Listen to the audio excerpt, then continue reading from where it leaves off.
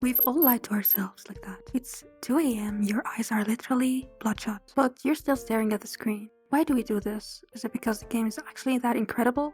Not really. The truth is a bit darker. Modern games aren't just made by artists, they are designed by behavioral psychologists, and their actual job is figuring out how to colonize your free time. To understand how they do this, we have to look at a famous experiment from the 1950s by a guy named B.F. Skinner. He put rats in a box with a lever. If the rat pressed the lever and always got a food pellet, it only pressed it when it was hungry. But then, Skinner changed the rules. He made the food drop completely random. Sometimes nothing happened, sometimes a tiny piece dropped, and occasionally they hit the jackpot. Suddenly the rats went absolutely nuts. They just stood there hammering the lever until they collapsed from exhaustion. Sound familiar? In psychology, that's called a variable ratio schedule. In real life, it's a slot machine, and in gaming, it's slot boxes, card packs, and random gear drops. Your brain actually gets a bigger rush of dopamine from the mystery of what's inside than from the item itself. You're not addicted to winning, you're addicted to the possibility of winning. This feeds right into what developers call the compulsion loop. It's a three-step trap: anticipation, action, and reward.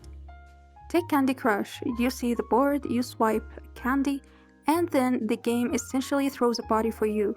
Designers call this sensory overload. It's the screen shaking, the bright colors, the winning sound effects. It's entirely fake, but it drags your brain into thinking you just accomplished something massive. So you immediately want to do it again.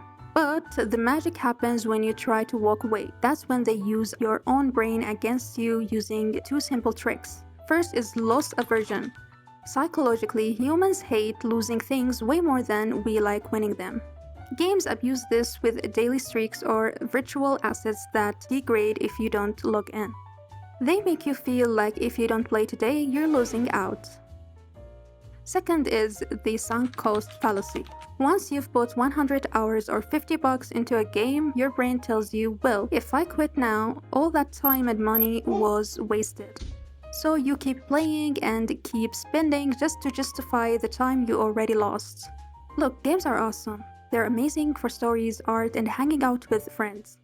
But there is a big difference between a game that's fun because it's good and a game that's fun because it's manipulating your brain chemistry. So next time you find yourself staring at a screen at 2 or 3 a.m., ask yourself, are you actually having a good time?